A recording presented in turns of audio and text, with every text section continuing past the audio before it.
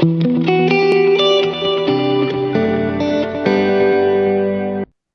to the Unity Guides Expert Interview Series. My name is Clayton Stenson. I'll be your host today. This series is brought to you by the Unity Guides Incorporated, where we help develop Unity within companies running on the entrepreneurial operating system. We do this through fractional integrator services and relationship coaching for the visionary and integrator. And the reason I started this interview series is that I've met some pretty amazing people in recent years and had some great conversations, and just decided that I needed to record these and share them with the world because I felt like they could add value. So today's amazing person and guest is Jill Simonds. Jill is a fractional integrator from Colorado. So welcome, Jill. Hi, thank you. Glad to be here. Thanks for having me. Awesome. So today we're going to talk about authenticity. So why did you want to talk about this, Jill? Authenticity, I think I always want to talk about authenticity. I think it's what makes connection with others possible.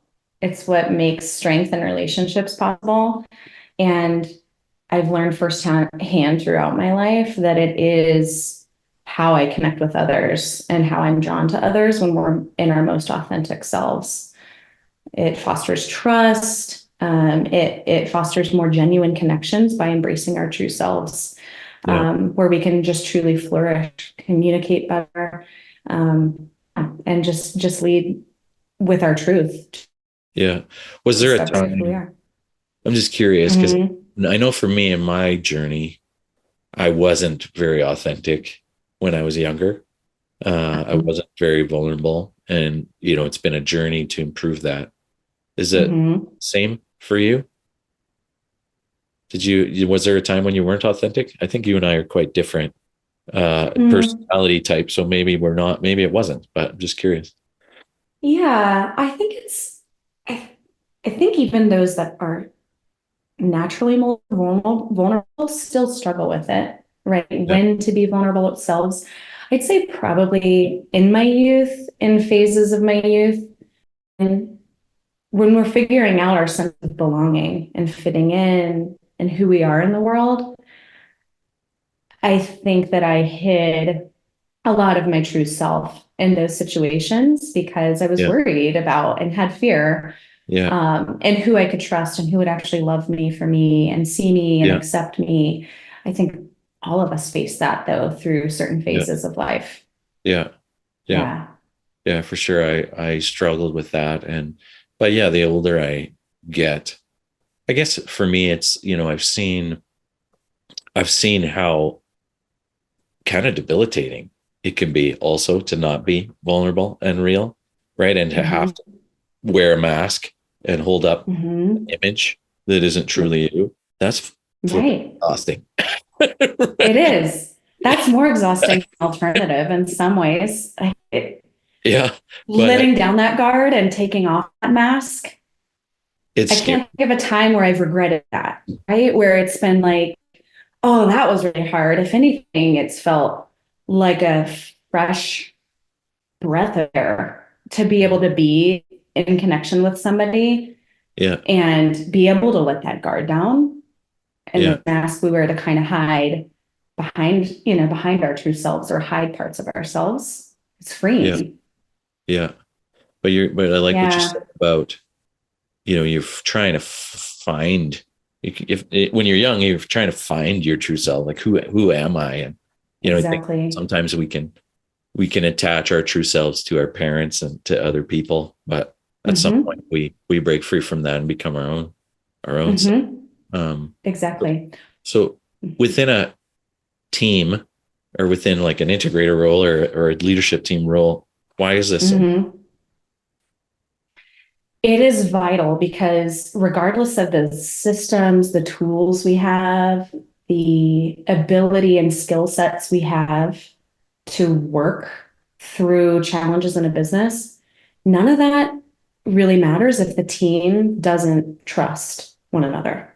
And I've seen that firsthand in so many situations where I know I can't be effective as an integrator, executing on the business plan, doing really hard work, making some really challenging decisions together, really working through challenge together if we can't connect as a team, right? If the team doesn't fully embrace being open, honest with one another, things are difficult. There's multiple perspectives to take into consideration in the room. There's, challenges each team member faces that the rest of the team may not know and understand. Those perspectives are hugely important.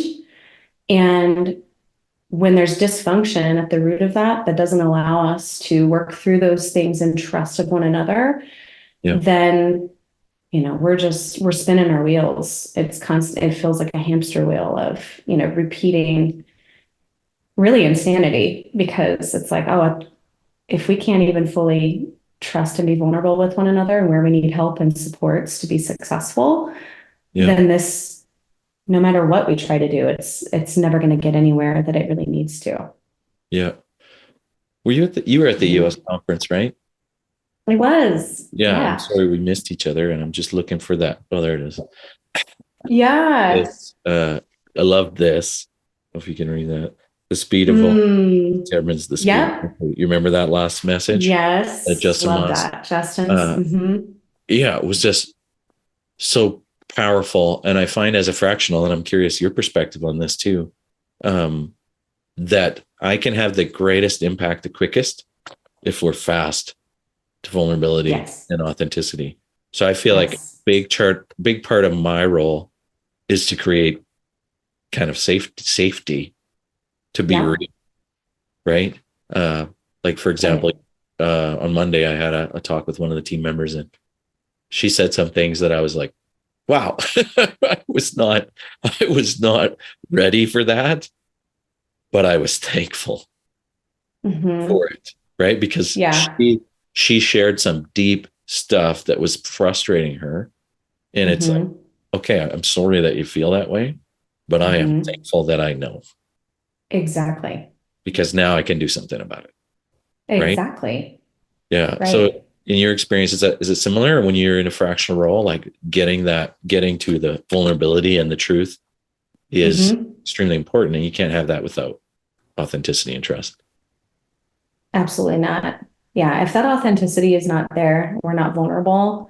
The number one issue to me is fostering that safety, creating that environment where we can, and trying to move swiftly and quickly through all these initiatives. And we've got all this going on, and these key initiatives and rocks for the company, but we can't even, someone can't open up specifically about something that is hindering them, a roadblock they have. Then we're stuck. And that becomes the number one rooted issue of it, is dysfunction, lack of vulnerability. Yeah. You talk about rocks. It makes me think about, when you're in the L10 and you're like, is this on track? Right? It's on track. Right. And being authentic and vulnerable enough to say, no, it's not on track. And then the integrator say, do you need help? Like, should we drop that down? Right. So we can help you and support you and talk. Right. I think sometimes if we don't have that authenticity and vulnerability, we can just put on a mask again, that we're on track. But, exactly, it's looming.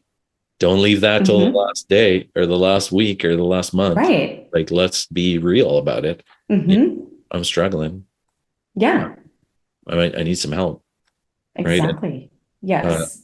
Did you love that analogy from Justin Moss about the bodybuilders in the last message, how he talked about like a bodybuilder craves hitting the ceiling, right? Because that's where they grow, right? Is when they hit the ceiling, but because that's when things break, like you're actually breaking your muscles stronger. Right. But often instead of telling people that we're hitting the ceiling and that we need help, we hide it. Right. But what we should do is gather people around us to grab either end of the bar to help us to break through to the next level. I love that. It was also really funny, just his enactment of the bodybuilder was funny, but it is so true that there's it's shame, right? It's shame within the business world or within as a leader, as people, to admit we're hitting something. I've hit my max weight now. I need someone to spot me. I Yeah. need someone to help coach me through this. I've never been at this level, and we're ready, right? We're ready to put in the hard work. But that stems from a place of shame, and instead we have the opportunity as integrators to foster a team environment where we're in that together, right? Mm-hmm. So it can feel super lonely for the visionary. It can be super lonely as an integrator. It can be lonely if we let it, Yeah. right? If we let ourselves sit in the shame of like being afraid to raise my hand. I don't actually understand this, or I can't get this without that. I need help or extra support. And if that isn't facilitated in a way that, really builds at the foundation of us being in this together, Yes. then we allow it to feel lonely, and people sit in that shame of, Yeah. gosh, I guess I'm just going to sit here and kind of guess my way through this, or, you end up stuck. You end up Well, yeah. And just the sitting there. stress builds, right? It does. Because Yes. you're again, it's exhausting to create this, Right. right? So the longer Right. you wear the mask and the longer you Mhm. pretend that everything's okay, the worse it's going to be. And Exactly. eventually you're going to quit or get fired, right? Like Mhm. you need to embrace that. And I find Mhm. I'm curious, what are your thoughts? Like, how do you encourage that openness and honesty within a team? Mhm. What do you, Yeah. Well, I think for me, it always comes back to self-awareness. As leaders, we practice this, right? We model. And so I can't have the expectation of others to understand themselves, their drivers, their motives, their working nature, their communication style, if I don't know that myself. yeah. So practicing that is key as a leader, and being able to coach through those things, taking the time to be transparent first with others, to Mm. let my guard down first, Yeah. and I don't have all the answers. I'm not here to be the smartest person in the room. We are a team of incredibly talented, skillful individuals, each with an innate, unique ability that we bring to the table.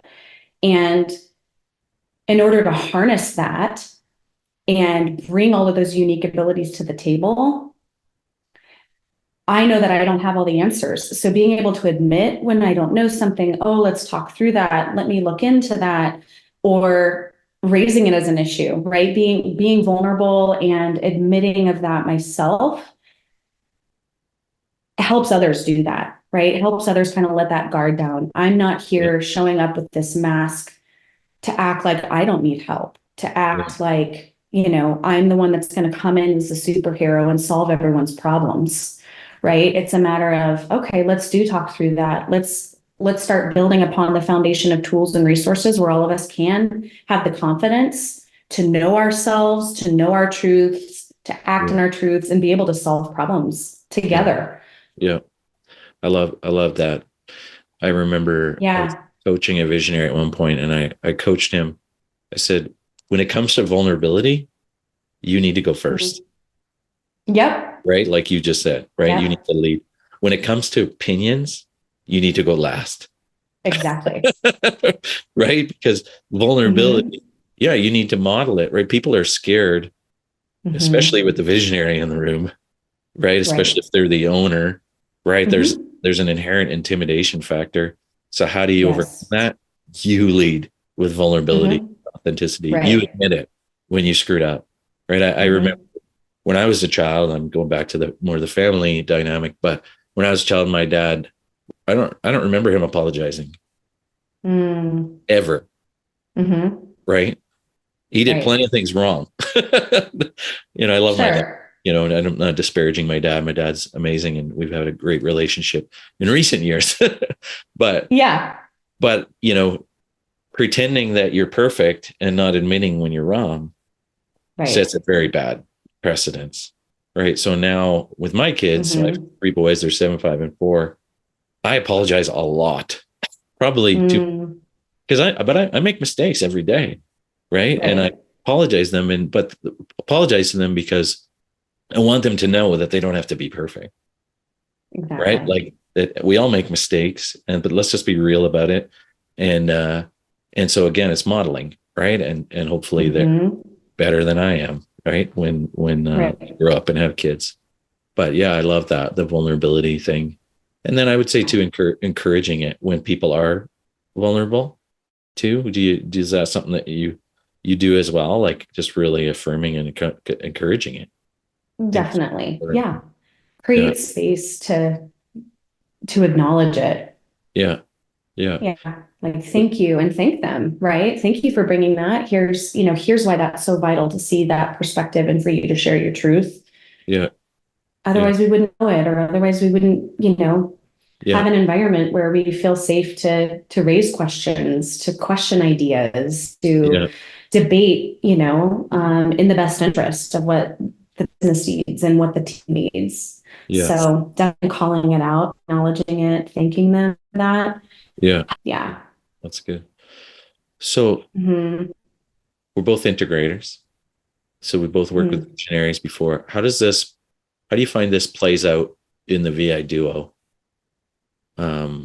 Is there situations where, you've had to be especially vulnerable with a visionary? I'm just curious, like, cause I know this is something that I've dealt with, Hmm. as well. How does it play out in the, Yeah. That is at the heart of the leadership team. That's the heartbeat of the leadership team, is that I duo and trust and strength and vulnerability between, and it's the ultimate model to the rest of the leadership team to also sharing that vulnerability. So that's a starting point for sure for me. yeah, yeah, Sometimes it does come more naturally. Sometimes you're in a duo where you have that instant connection and feel that trust and that bond. yeah, Other times it takes a lot of work, yeah, right? Other times it really is just dealing with different personalities, backgrounds, perspectives. There's so many variables that influence who yeah, we are and how we interact with one another. yeah, So take a lot more work. yeah, And I think the sooner you can recognize that in a duo, in your relationship, the sooner you should be intentional about it, right? The sooner you could recognize, okay, like here's where we maybe miscommunicate or maybe not align, but taking the yeah, intention to truly work on it, talk through those things, and make intention to build that trust, to talk about that as the issue. yeah, The better I've seen success within the relationship too. yeah, Oftentimes we want to just skip to the work, right? It's talking about every single other issue in the business. And if that trust and vulnerability is lacking between visionary integrator, again, yeah, can only go so far in the business. How do you align and see things in the same in alignment together and be on the same page? yeah, So that's yeah. the one thing to focus on. It's good. Mm-hmm. And I love that you said it's, the heartbeat, it's a central part of the leadership. Mm-hmm. I'm going back to the family. I use family analogies a lot. If Yeah, yeah. in a family, if the husband and wife aren't meshing, right? If Mm-hmm. there's no intimacy there, there's no, real Right. trust, the kids can feel it, Mm-hmm.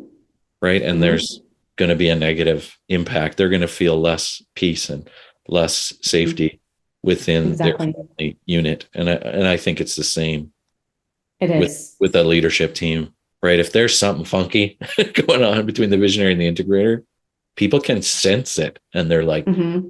Right. "Not something's not right with you." Mm-hmm. I would think, I would hope that a leadership team would raise it, Mm-hmm. put it on the issues list. Hey, are you guys okay? Mm-hmm. But I think it's probably Yeah. unlikely.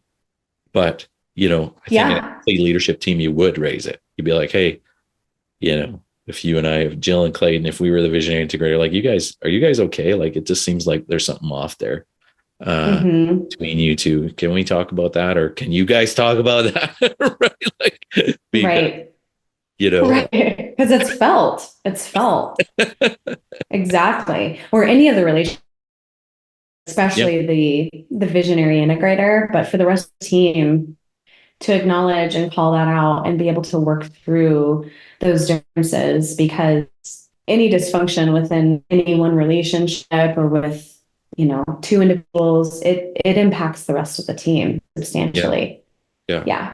But it definitely at the head of the household kind of analogy with a family, the parents, the health and relationship intimacy connection of the parents yeah, is ultimately what bonds the rest of the family in security and trust of one another. That when yeah, that relationship is healthy, yeah. it's And I very have, similar. like, I'm going to be vulnerable and authentic here, and Hmm. share a story of my own family. Like, I remember one time, Hmm. wife and I were fighting a little bit, and our kids saw it, and Hmm. and I think my middle child, he's very emotional. He's very, sensitive. Sensitive. And he said, I can't remember the exact words, but something to the effect that, Daddy, you need to be nice to mommy. Oh yeah. And I was like, oh, right. And I Hmm. would say it's the same within a leadership team. If somebody kind of calls it out, then you can't pretend it's not there. It's like, oh, and it hits home, and then you have to do something about it. Right. Yes. And that's that authenticity. It's calling it out when you see it. When there's an elephant in the room, it's like, hey guys, Hmm. something's not right here, right? Exactly. Yeah. And And especially the sensitivity among kids too. I don't think that goes away even in our adult understanding of a conflict happening, the tone. Maybe it is, respectful. Maybe it's yeah, not being mean. Maybe it's right, but they can pick up on the tone. They can make inferences from the energy, yeah, right? So it's felt. I think yeah, we feel it in our bodies. We yeah, feel it in our souls a little bit when something's off. And yeah, that's not a mystical, as much as some might think like, oh, but that energy and the vibe and how that transcends on the rest of the team, you can even have, yeah, the most kind of respectful argument or debate happening, yeah, but can sense that the energy underneath it is actually off. It's different when, we're entering into healthy debate with one another. I actually disagree with you. yeah. But we have a That's healthy, crucial as well, right? That you have exactly. disagreement, but Exactly. The disagreement, the being able to debate yeah, through and have differing of opinions is good, right? We need that. And as husband, wife, partners, whatever, well, is that when the intimacy connection is there too, and you can work through things in a way that's built upon trust, then that is felt. yeah, The rest of the team, the rest of the family knows, oh, this is fine. This is it has an energy. It has a different feel yeah, to it. yeah, yeah. That's good. I remember I met with Don Tinney a while back, Hmm. Gino Wickman's original integrator, and Hmm. asked him some questions about the visionary integrator duo. And he said, the thing that I appreciated most about Gino was that if we ever had like a off conversation or disagreement about something, he would always Hmm. call me on the way home, and he would say, hey, Don, or, I'm not feeling settled about how that interaction went. Hmm. I just want to apologize if and he would make sure the same day that he made it right. And Hmm.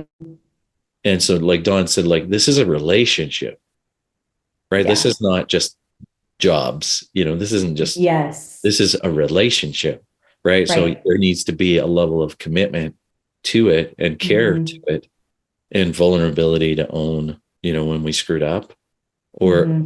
and even I've had a visionary before where I was working with him, and he said something that kind of rubbed me the wrong way. And he was heated in the moment, and I didn't want to raise it immediately because I thought it might not go well. Right. So Yeah. I waited and I'm like, okay, our same page in 2 days, I'll meet, I'll bring it up then. And Yeah. I said, hey, you said this on Tuesday and, this is how I interpreted it. I don't think you meant it that way, but this is how it felt. Mm. Is that how you meant it? Or what did you mean? Right. Right. And he was like, oh my, wow. I did Right. I did not mean it that way, but I can see why you Mm. took it that way. And he Yeah. apologized and we had a really good conversation.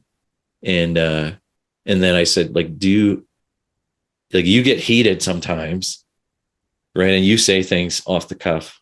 I said, do people ever like question you on it and like try to confirm what you really meant? And he said, no, that rarely ever happens. And I said, like, that's a risk, It is.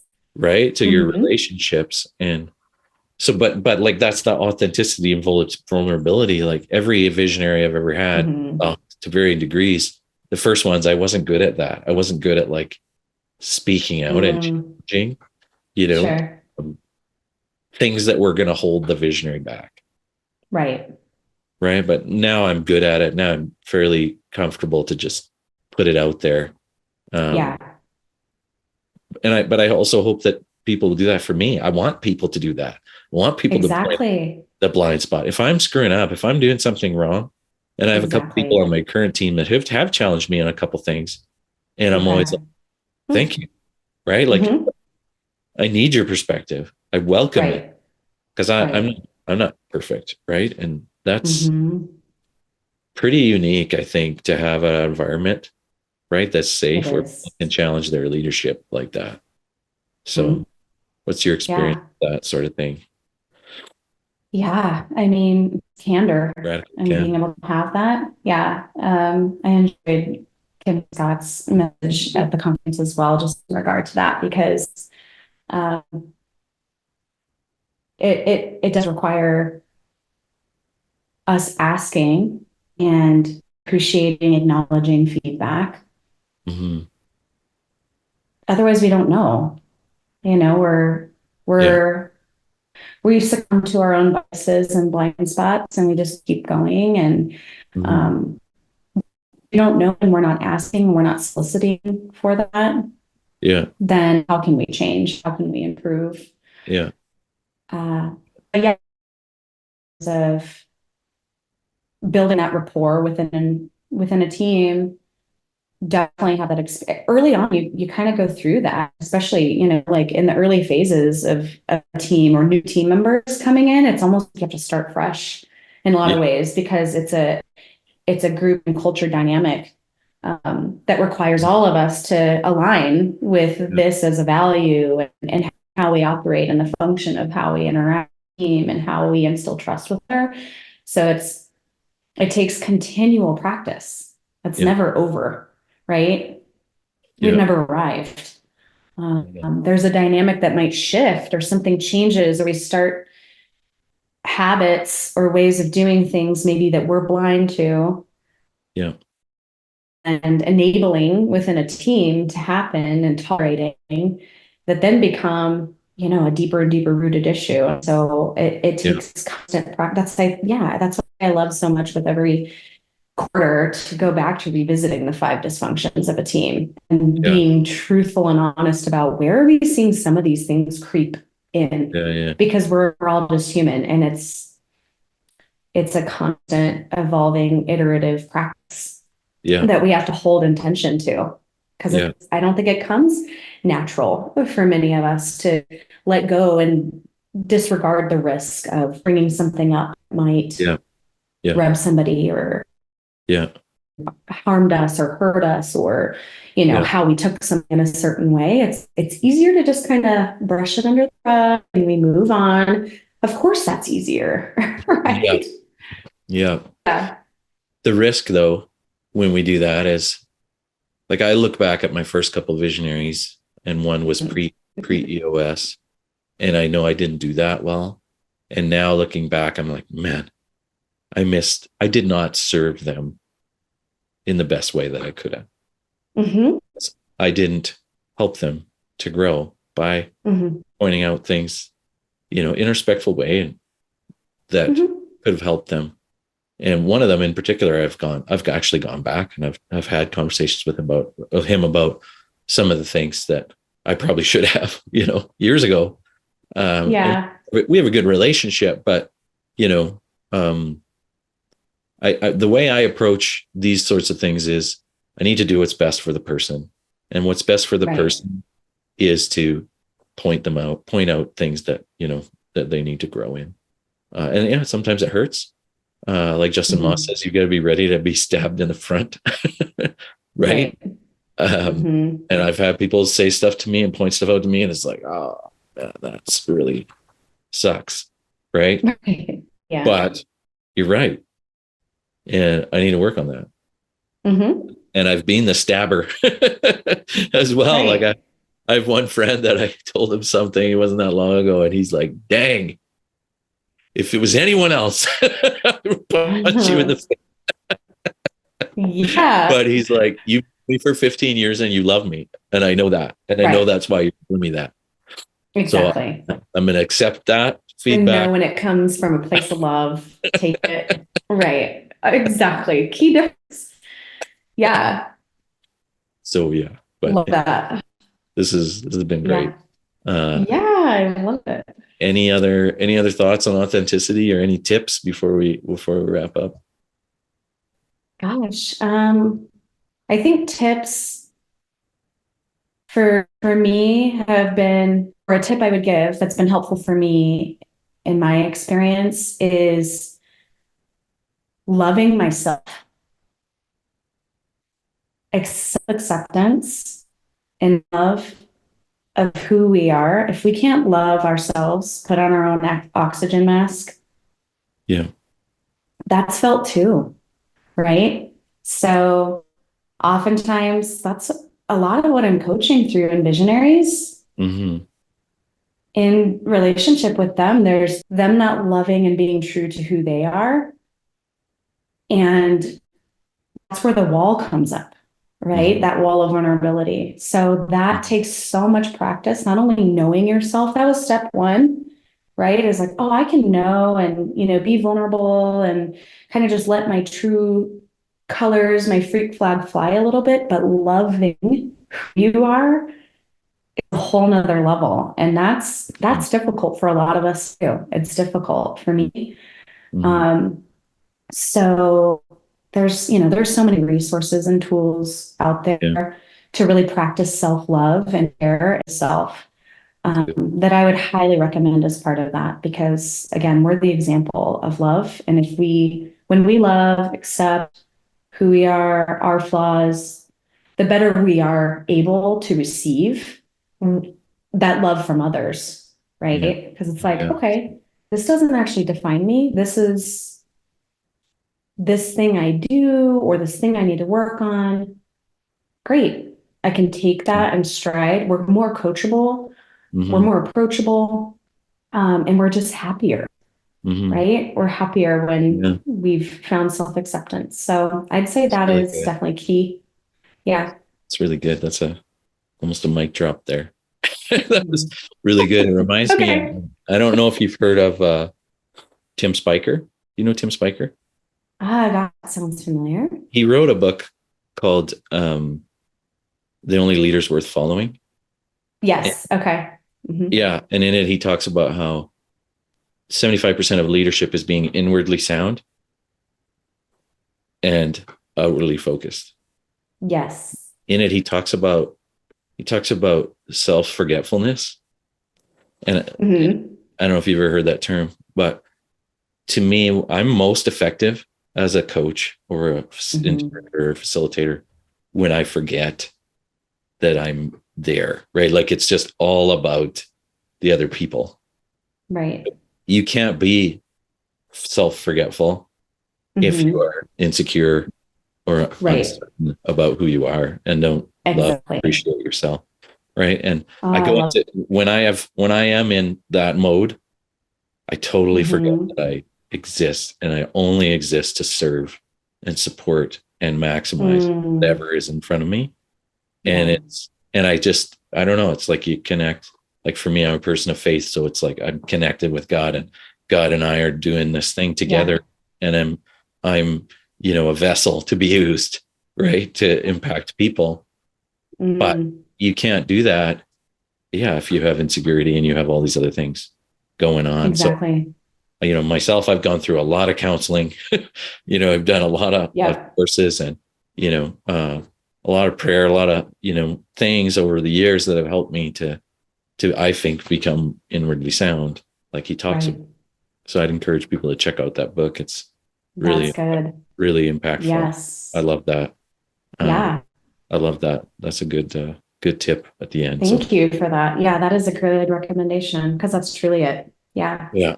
Awesome. So if someone wants to learn more about you and what you do, how should they get in contact?